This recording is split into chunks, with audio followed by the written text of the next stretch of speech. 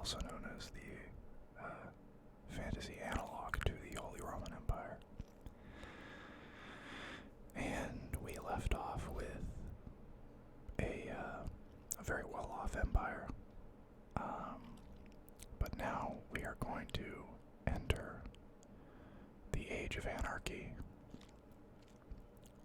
From its earliest days, the empire was a loosely organized confederacy of tribal leaders, bound by common bonds of friendship and a mutual loyalty to the emperor.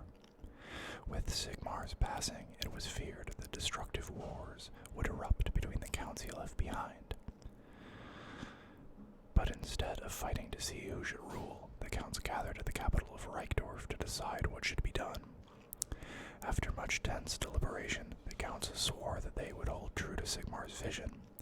They agreed that one of their number should be chosen to take up the mantle of emperor, and that the emperor should hold his title only with the majority consent of the counts themselves.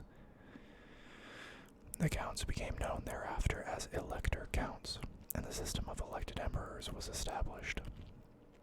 This was to continue in one form or another to the present day, even surviving long periods where powerful emperors manipulated the elective body to further their own interests, and times when civil wars erupted amongst rival states. The empire grew in power during those early times, but it is also clear that there was little respite from anarchy and war. Rampaging orc and goblin warbands swept down from the mountains relentlessly, and in their wake the battlefields would be stained red with the blood of men. There's a loud saw going on somewhere. Beastmen rampaged through the dark forests, destroying whole settlements and glutting on the flesh of the slaughtered. Skaven, a race of loathsome rat men, erupted from beneath the sewers of ever-growing cities to drown the surface dwellers in a tide of mangy fur and rusty blades, and shambling corpses rose from their graves to wreak destruction upon the living. These and other horrors assailed the empire every year, but under the leadership of the elector counts, the armies of the empire fought their enemies with courage and ingenuity, and the land remained more or less united. The Skaven Wars. In the centuries following Sigmar's passing, no emperor was as hated as Boris Goldgatherer. During his grossly incompetent rule, the empire struggled under the burden of excessive taxation and corrupt officials. People starved, state armies were neglected, and border forts were left virtually unmanned. In this weakened, disparate condition, the empire was in no state to weather the Black Plague of 1111. Many thousands died over that winter. Entire towns and villages were wiped out as the virulent disease spread with unnatural rapidity. By the time the plague subsided, 3/4 of the empire's population were rotting in open mass graves. The only good thing to come of the plague was that it claimed the life of the Emperor Goldgatherer, who died in his castle surrounded by fretting apothecaries, none of whom, it is believed, tried too hard to save him. The news of his death helped to raise morale amongst the oppressed populace. Without an emperor, even one as incompetent as Boris Goldgatherer, the empire was at its most vulnerable. To make matters worse, hordes of Skavens scurried out of their hidden underground tunnels beneath the empire's cities, preying wherever the Black Plague, which they had themselves unleashed upon the old world, had done its work. Thousands of citizens were slaughtered or enslaved, but those who remained fought back bravely under the inspired leadership of Count Mandred of Middenheim, later known as the Skaven Slayer. Mandred rallied the surviving elector counts and led an army of his countrymen against the malevolent rat men, fighting a series of bloody battles that culminated at the Battle of the Howling Hills. There, Mandred beheaded the verminous warlord at the head of the Skaven army with one stroke of his rune fang. Following the battle, Count Mandred had the warlord's skull fashioned into a helmet of terrifying aspect that would forever live in the darkest nightmares of the rat men. An empire divided. The empire recovered from the Skaven Wars largely thanks to the dynamic leadership of the newly elected Emperor Mandred. His generalship and charismatic personality held the empire together, but with its population ravaged, many villages were simply abandoned, and whole regions became wastelands. Tragically, Mandred's life, and with it the empire's recovery, was ended upon the envenomed blade of a Skaven assassin. And in the years following this calamity, the electoral system of the empire began to fall apart. Personal rivalries, conflicting ambitions, and petty jealousy divided the elector counts, and they failed to reach a decision as to who should become the new emperor. Blood was shed, and when these squabbles turned violent, and the counts returned to their lands with anger in their hearts. In 1360, Ottilia, the Elector Countess of Talabecland, proclaimed herself the Empress and declared war upon her main rival, the Elector Count of Sturland. In the years that followed, the imperial crown passed between the Elector Counts as the empire broke apart into separate warring states. The next few centuries saw a succession of emperors, as one pretender after another launched a bloody coup to claim the throne. The empire was riven by internecine fighting. I've never heard that word before. That soon turned to openly declared civil war. There was even an era when there were two emperors at the same time. One was the elected emperor, and the other was the Elector Count of Talabecland, who continued to claim a hereditary position as emperor following the self-appointed reign of Ottilia. In effect, Talabecland had ceded from the empire and was joined at various times by other provinces that were dissatisfied with the current elected emperor. To make matters worse, in 1547, Count Siegfried of Middenland decided to declare himself emperor as well. This audacious proclamation marked the beginning of the time of three emperors, in which each claimant soliciting allies and supporters amongst the others. That actually kind of sounds like the Catholic schism. The provinces of the empire had now become more or less ungovernable, and for the next century and a half the Elector Counts fought rivals and rebellions within their own lands, as well as the numerous enemies and monstrous foes that assailed them from without. As the power of the Elector Counts continued to decline, the empire's cities looked more to their own affairs, and those that were not destroyed by war became prosperous under the leadership of burgomeisters, leaders elected from their mercantile classes and other wealthy citizens.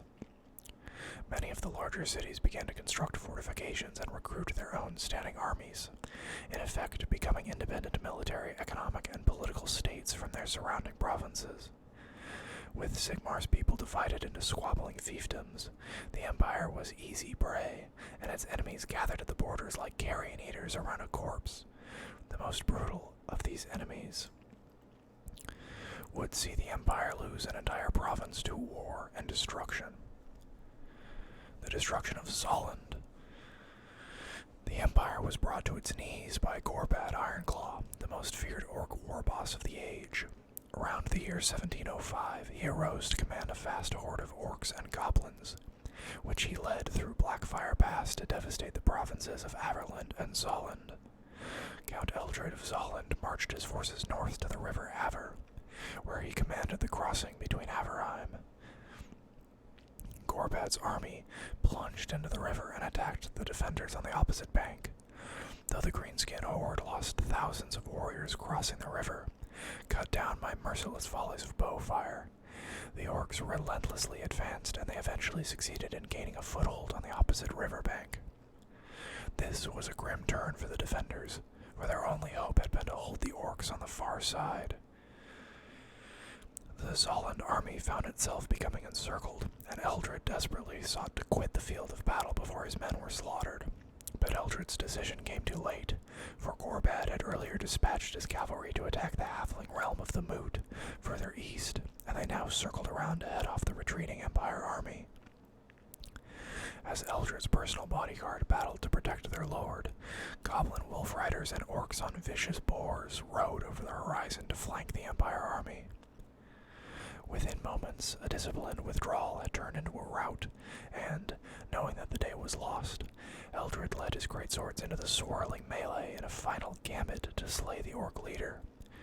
Resplendent in his long silver cloak and glittering crown, the last Elector Count of Zolland faced the terrifying form of Gorbad Ironclaw in single combat.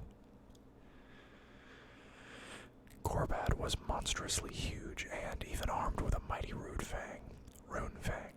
Eldred was no match for him.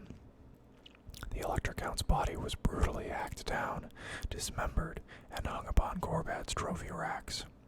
The Orc warlord captured Eldred's rune fang and crown as spoils of war, and the few survivors knew the battle thereafter as the Battle of Zolland's Crown. Gorbad's invasion was ultimately defeated at the Siege of Altdorf, a titanic battle in which the elected Emperor Sigismund IV was slain whilst defending his realm. The threat to the Empire from Gorbad Ironclaw was ended, though the province of Zolland was utterly destroyed. The devastated lands have since been entirely subsumed, by Visenland, and though there are some proud nobles who refuse to acknowledge the rights of the Visenland Count, referring to the region as the Zudenland instead, its status as independent province ceased from that day. It was long feared that the Zolland rune fang was lost forever, but, centuries later, a warrior band led by the dwarf Thane Urgrim's Stonehammer recovered the magical blade deep in the lair of a mutated beast beneath the World's Edge Mountains. The adventurers returned to the Empire and presented the rune fang to the Prince of Altdorf, an act that was greeted with great celebration. However, as Zolland no longer existed, and hence there was no Elector Count to wield the sword, it was kept in the Imperial Treasury, to be entrusted to the greatest heroes in times of dire need. The Wars of the Vampire Counts. As the time of three emperors dragged on, a dreadful threat was stirring in the most infamous region of the Empire, Sylvania, a benighted region on the eastern border of Stirland, shunned by all right-thinking people. Through a combination of deception, sorcery, and bloody murder, a vampire named Vlad von Karstein had wrested control of the region from its previous ruler, Otto von Drac, hence Drakov. Many noble families objected to the thought of having an outsider rule them, but these dissidents were quickly silenced. Under Vlad's iron grip, Sylvania grew strong, and the taint of vampirism spread. So, for over 200 years, Vlad ruled over Sylvania under the guise of different identities, to prevent anyone from becoming aware of his undying nature.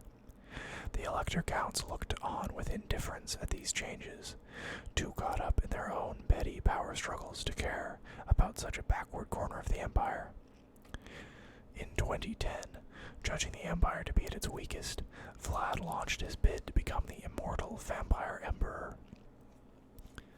Marching at the head of a host of undead, Vlad laid waste to the other regions of Stirland and invaded Ostermark before turning his attention to the heart of the Empire. For 40 years, Vlad's armies of skeletons, ghouls, and walking corpses ravaged the land until he eventually fought his way to Altdorf, seat of Prince Ludwig, one of the claimants to the title of Emperor. The siege lasted many months, but in the Empire's darkest hour, the Grand Theogenist Wilhelm III seized Vlad in a desperate grip and bore him from the city walls, impaling them both on the stakes at the base of the wall. With Vlad gone, his vampire lieutenants retreated, and much of the undead army began to disintegrate. Prince Ludwig marshaled his forces to give pursuit, but fearful that the victory would give his bid to the throne more credence, his rivals united against him, and the vampires of Sylvania were given time to regroup and regain their strength. Interesting that they don't mention the, it was Vlad, right? Who had the ring. Now I'm forgetting. Maybe not. Years later, Conrad von Karstein emerged as Vlad's successor and launched another invasion of the Empire. Maybe it was Conrad. So great was his insane viciousness that the three claimants to the imperial throne were forced to ally against him, and he too was defeated, cut down by Grufbad, a dwarf hero, and Elmar, the soon-to-be Baron of Marienburg, at the Battle of Grim Moor in 2121. Manfred von Karstein, a subtle and devious individual, led the last and most dangerous of the Vampire Count's invasions. He allowed the various contenders for the imperial throne to think that the undead threat was truly over, waiting for them to fall upon one another again. When the empire was once more racked by civil war, Manfred attacked. His skeletal legions marched unhindered upon Altdorf and defeated the hastily assembled armies sent to stop him. However, Manfred was forced to retreat when the new Grand Theogenist Kurt III appeared on the battlements and began to recite the great spell of unbinding from the Liber Mortis, a powerful enchantment that caused many of the vampire's undead followers to crumble into dust. After an abortive attack on Marienburg, the vampire lord was driven back to Sylvania, where the imperial nobles put aside their differences and joined forces to end the threat of the vampires once and for all. Eventually, Manfred was brought to battle at Helfen in the year 2145, where Prince Martin, the Elector Count of Stirland, cut him down in single combat. For his heroic feat, Prince Martin claimed all of Sylvania, and thus were ended the vampire wars. Though the threat of the Vampire Count's return ensures that none dare forget the dread of this shadow-haunted land. Though ostensibly part of Stirland, Sylvania is in reality an abandoned region where the dead do not rest easy, and the dark forests are haunted by all manner of revenants and unspeakable horrors. And I think we are going to call this one here today, make it a little bit shorter, because the next segment is the war with chaos. The Great War against Chaos, which we heard the chaos side in a couple of videos ago. Anyways, I hope you guys enjoyed this, and I will see you all next time. Bye-bye.